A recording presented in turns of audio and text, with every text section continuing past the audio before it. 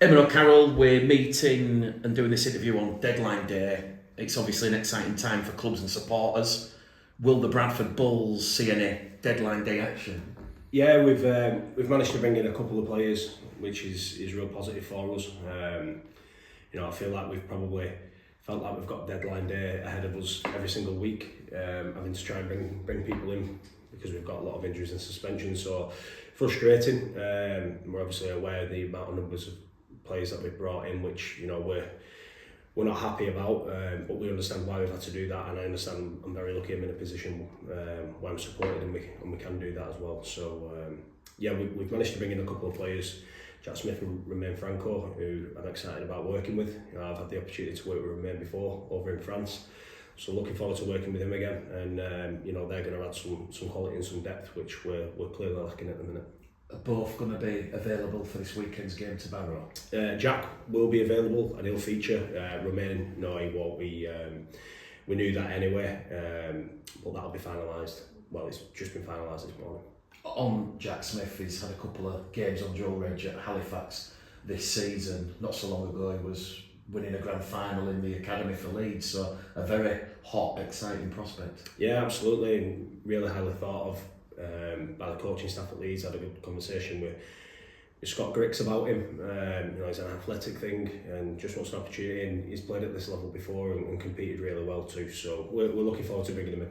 And on Romain Franco, he can play wing, he can play full back, he has a bit of utility value, which must be exciting, and certainly how this season's gone injury wise, good to be able to call on that utility. Yeah, and he's got some real quality about him when he plays in them positions as well. That's probably hurt him, to be fair, as he's come through, because he does a good job, in all those positions. He can play full back, wing, centre, and he can even play in the halves as well. So, I know Romain he's challenged himself to come over here from France and play, and he's probably not played as many games as he would have liked to. So he'll be eager to come out and impress. Very difficult in the Wakefield side, that has Lachlan Walmsley and Daryl Alford scoring for fun on most weekends. I'm kind of guessing that opportunity to get regular game time, it was a no-brainer for him. Yeah, absolutely, and I think sometimes it's a positive having people like that around you. He would have learnt a lot. He's been around some good players over in France as well, and like I said, when he's played, he's been very competitive. He's got some speed, he's smart, he speaks good English as well, so it's not going to be too much of an issue getting him on board with what we're trying to do. So and he'll be great around the group. That's one of his strengths. He's really good around the group. So I know our boys will welcome him. Earlier on this week, there was the news that Jared Samet has joined. How pleased are you to get that deal over the line? Yeah, that's the big one.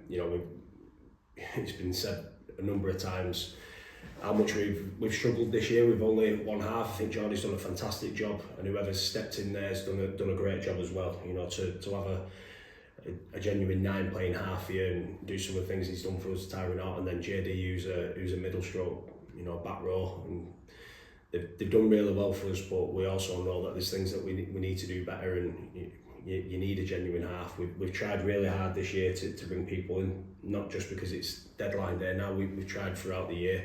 Got a couple where we thought they were nearly over the line and then they just fell through, which has been frustrating. So I'm really happy to bring in someone the quality of Jared. He's got great energy about him. He's really happy to be back at the club. He's got an affiliation with the club, and the most pleasing thing is I know Jared will bring certain things that we've probably been lacking, but I just think it's a huge positive for the rest of the spine because it'll free them up a little bit as well. At 37 years of age, some might say his best days or his better days are behind him, but this is Jared Samet, someone who has that big game experience. What else is he going to bring to the Bradford Bulls? Like I said to you before, energy, some clarity. He's a smart individual. I like the fact that he can play in the system, but he'll also play eyes up and play what he sees, and he's got that maverick about him. So I think that's really good. One thing that we've struggled with this year is just our kicking game and the quality of that, because it's been down to one bloke, and he's done a great job, Jordy. But now I'll just like the thought of us having 3 or 4 genuine options, whether that's from 9, Jared, Holmesy at full back, and Jordan as well. So we rely a lot on our kicking game when we've got it right. We generally defend really well off the back of that. So it'll just make things a little harder for opposition to kind of load up on Jordy, and will help us in that respect as well. I think generally when we're kicking the ball well, we're on the front foot. Can the rest of the team bounce off that that freshness and energy that you've said Jared's brought to the club. Yeah, absolutely. Just his presence in training the other day. I think everyone's fully aware of the difficulty we've had this year with a number of our key individuals, and certainly Lee Gaskell missing, who plays a pivotal part in the team. So I think there was a bit of a bit of relief from the rest of the team when they seen him walk in, that we've managed to get someone over the line. So, like I said, when you bring in players, sometimes it's good because they're going to add quality to the team, but it's more the impact that it has on the people around them as well, and that's only going to be a positive one with someone like Jared. And after yourself, Eamon, there'll be no one more happier than Jordan Lilly, who is going to get that help in the halves at a crucial time in the season. Yeah, we'll see Jordy go from strength to strength now. Like I said, we do a lot of work with Jordy in the spine, and we totally understand the position that he's been in, and I think he's excelled under the circumstances, if I'm totally honest with you. I think he's done some great things for us.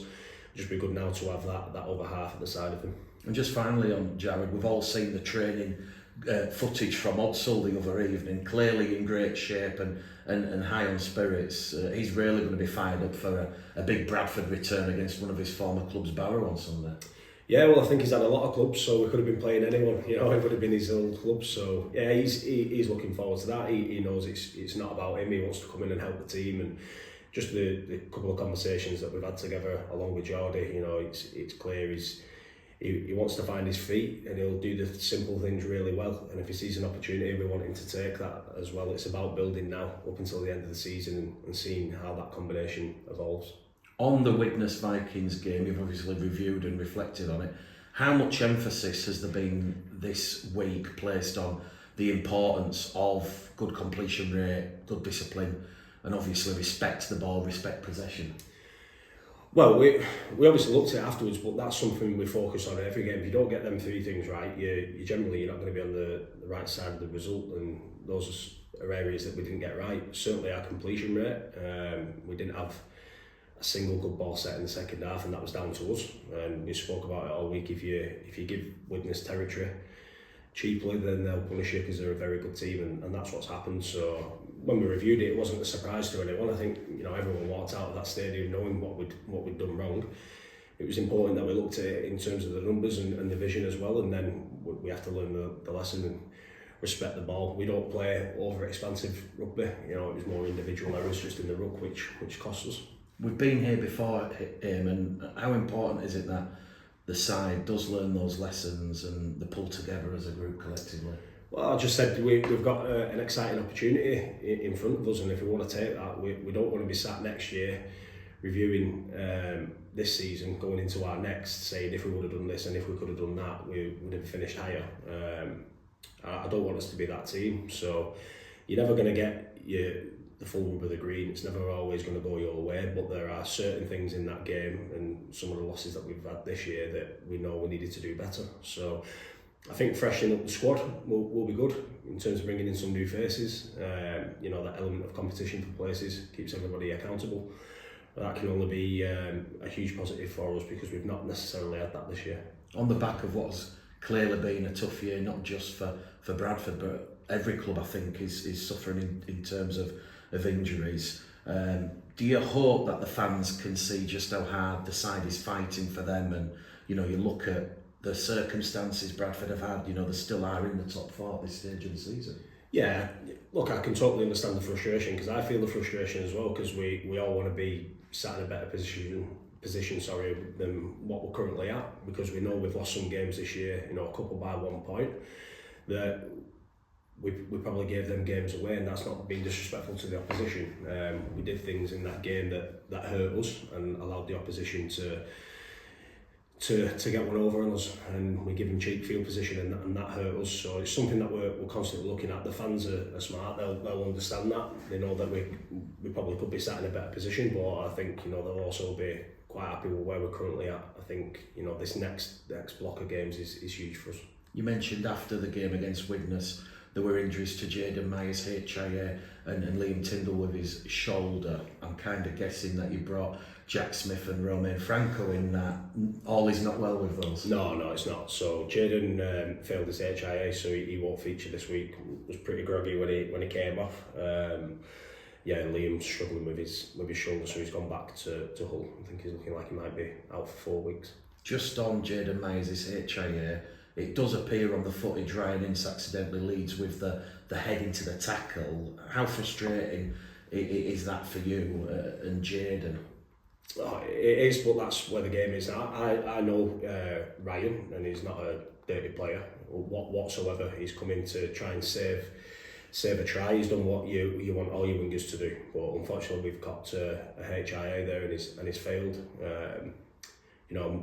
We're getting both ends of it, so we lose George Tafua, who didn't injure anyone but hit someone late, and then we're missing for 3 games. So that's frustration, but that's the game at this current moment. It's difficult to be too hard on the referee in that split second. I get to watch it frame by frame, after the game. So it's frustrating, but we move on. We don't feel sorry for ourselves. Of the 8 players that are already missing through injury, how many are close to return? And you look at Joe Arundel, Chester Butler, Michael Lawrence, Jordan Baldwinson, Lee Gaskell, Dan Smith. It's almost like a shopping list. Yeah, so Bruno is looking really good. He's back training with the team, so if he's got a few more markers to hit, hopefully he'll be up for selection next week. I'm quietly confident on Baldy and Chesney as well. But they've got a big night tonight in training, so we'll be a little bit clear on them. Those are the 3 that are closest to returning, which will be a huge boost for us. It will be a huge boost for us, not just because it's numbers, but the quality of players that they are. Certainly Bruno, our skipper, we're missing. It's been a huge boost just having him around training, just his leadership qualities, and people look up to him as well, so it'll be a great addition.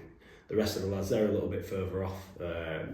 The most positive one out of them, I would say, is Dan Smith. He's looking really good in training at the minute. He's still a bit off, I'm not too sure. I think it might be 3-4 weeks, but it's really important that we attacked that one with some precaution to make sure that he didn't have another setback, and he seems to be coming through the other side now.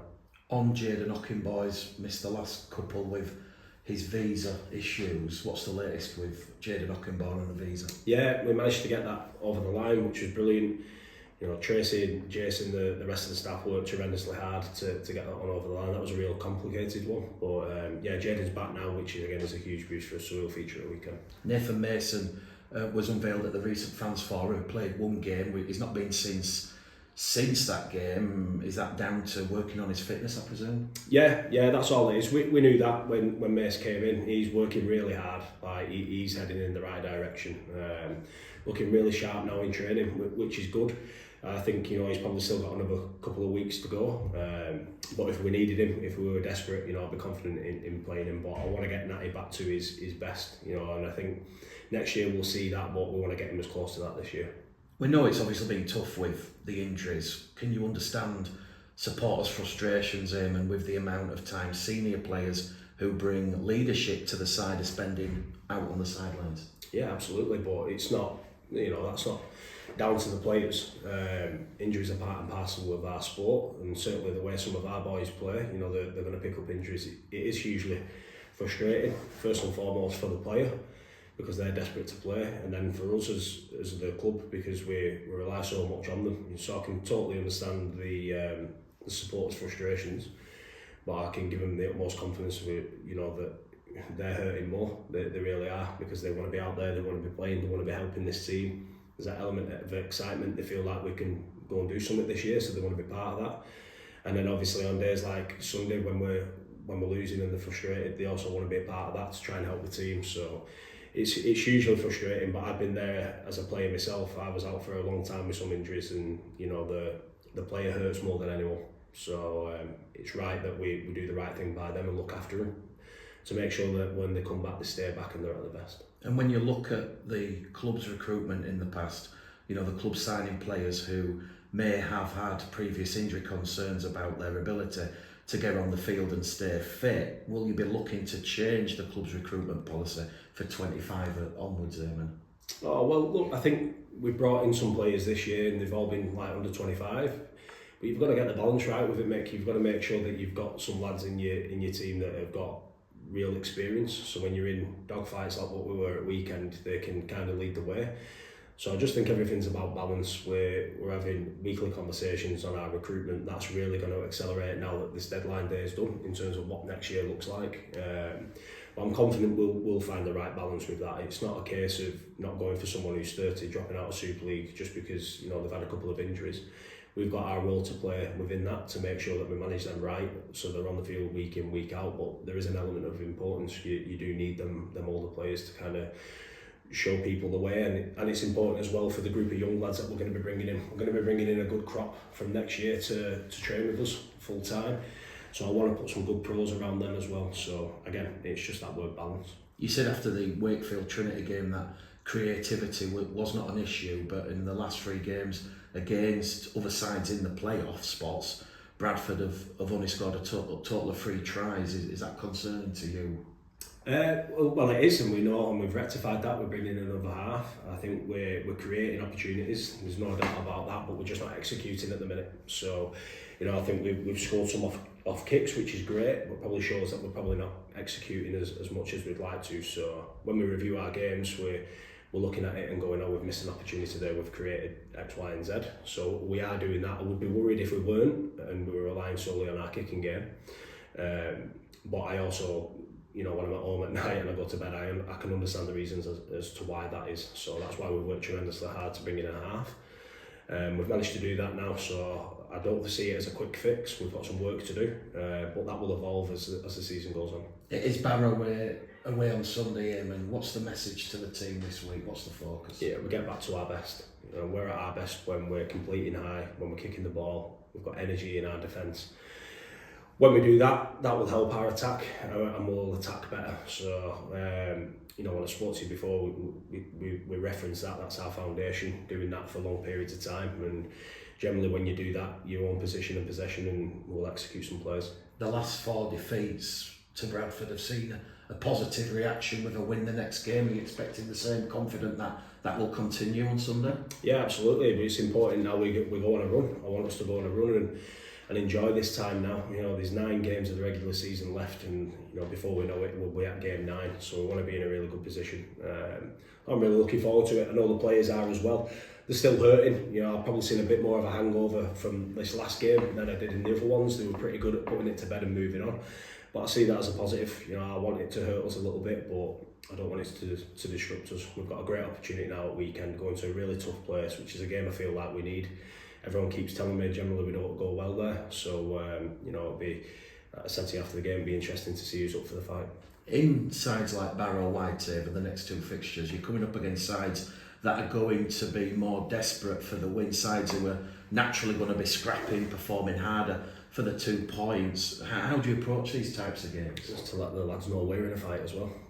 That's what we're doing, so we have to be more desperate. Unfortunately, at weekend, Widnes were more desperate than us to close the gap on us than we were to go and separate ourselves from them. So that's my message during the week. Every game now is like we're preparing for Wakefield or to lose. We're as desperate as them. We want to finish as high up the table as we possibly can. We want to be hunting down that second spot, and to do that we're going to have to be very good, but we're going to have an element of desperation as well, and not take into account who we're playing or where we're playing. It's about us, and when we're at our best and when we're doing the things that we value really well, generally we're on the right side of the result. Barrow's coach Paul Carey says that there's 2 options for his side. They go down fighting for their lives, or there's no point turning up. What challenges are you expecting to face from Paul's side on Sunday? Yeah, well, they're a really good team. They will challenge us, certainly with the ball. I know they've got some issues in terms of some injuries as well, certainly in their spine, but they've got quality there. I think they're really challenging in the collision area in terms of offload, so our concentration and our line defence is going to be really important. But again, down to us, restricting them, how well we finish our sets and where we start our defensive sets, and having that element of patience to come through the other side. It won't be something that will just happen for us. They're going to make us work really hard for it. So again, we're fully aware of that, but where we currently sit and where we currently are as a group, especially after that last game, we need to focus on ourselves and what we want to do rather than the opposition.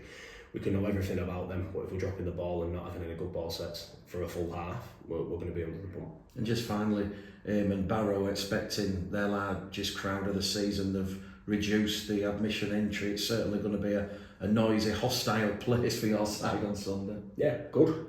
That's what we want. Those are the games you want to play in. They've got their reasons why they want to win. We've got our reasons, probably at different levels, but when you're playing a team that's fighting for its survival, they're very dangerous. So you have to expect anything, and sometimes the vision that I show the boys won't be necessarily what they do. They'll have an element where they play off the cuff. We just got to make sure we don't present any opportunities for them.